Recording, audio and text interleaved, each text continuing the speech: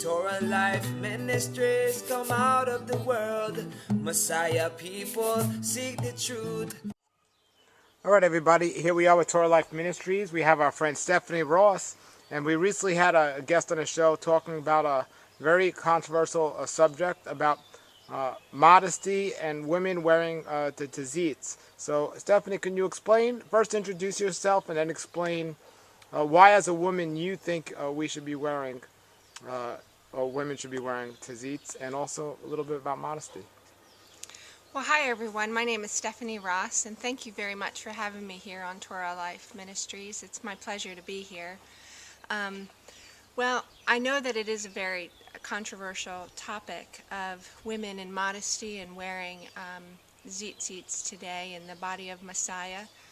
But one of the reasons that I am a modest and have chosen to wear tzitzits is because I believe that the word says that we are the children of Israel, and that it is that we are to wear them and to look upon them and to remember his commandments as we walk.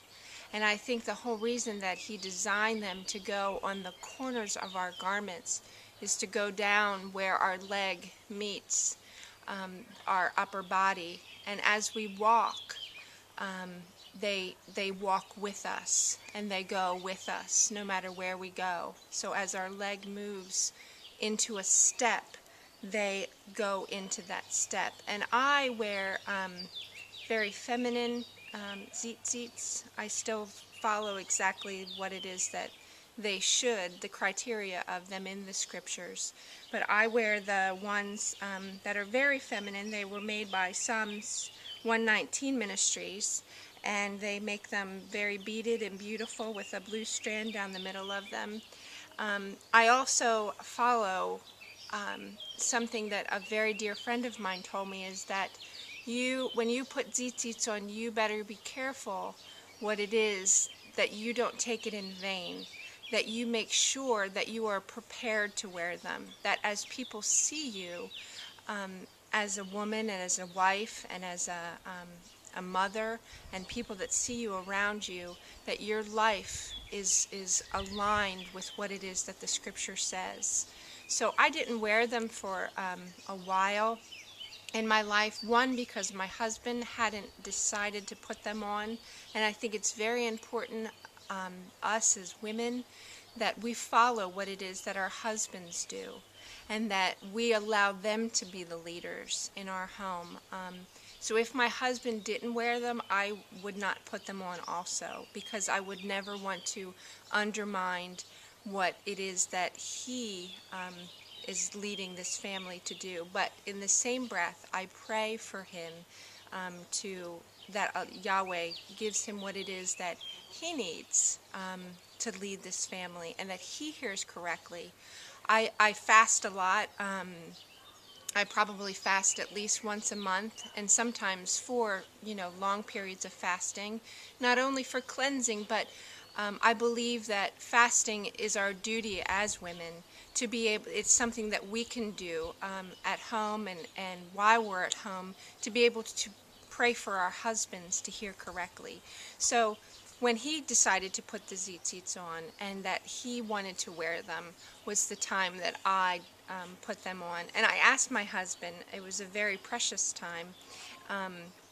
It was a cleansing time that I was doing, and I went through a lot of time of asking Yahweh to heal me from any bitterness and things, generational curses in my life that I had not known about. And as I fasted during that time, at the end I asked my husband if he would pin them on me, because he had decided to wear them and I wanted to wear them as well. Some people just see the word sons in that verse as men, and that's okay too.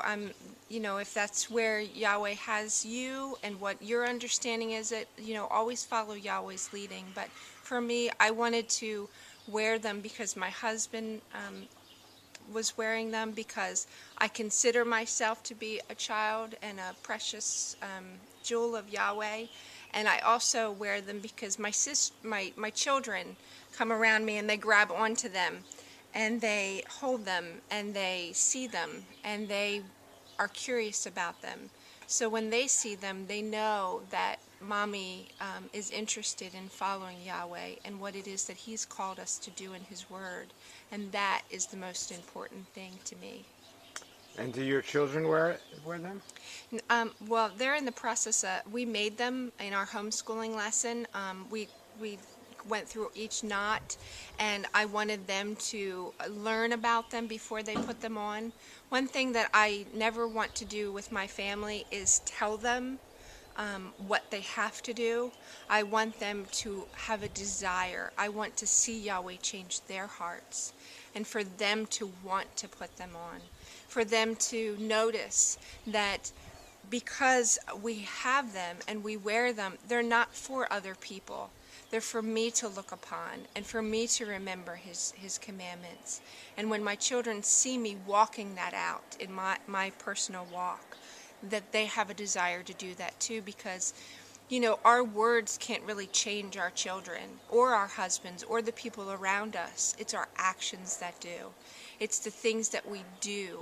So when we do the things that we are commanded to do and our children see that, what an impact that is in their life. That is the way that when the word says that we should train up our children in the way that they should go so they won't depart from it, I think that is what it is that we are supposed to do as women, is to make sure our life, and I'm not saying that we'll ever be perfect, but aligning our walk and who we are with what the word says, regardless of how difficult or painful that is. That's where the Ruach comes in, Hokadesh, and he changes our hearts. He takes away, he removes that uncircumcised part of our hearts and allows us to, but only if we allow him to.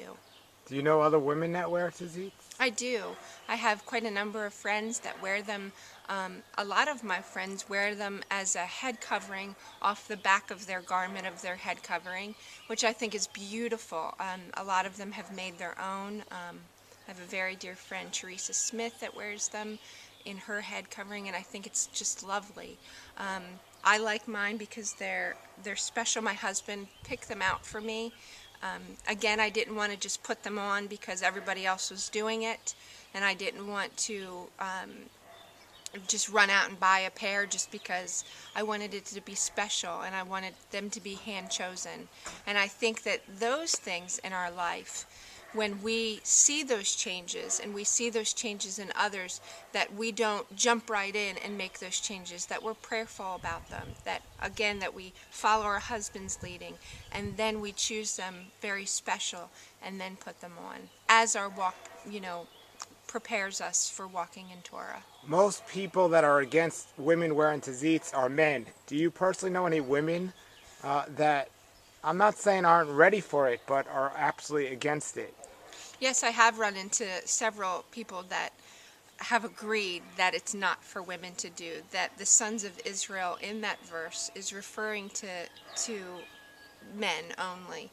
And I'm not, I don't get into the arguments of it.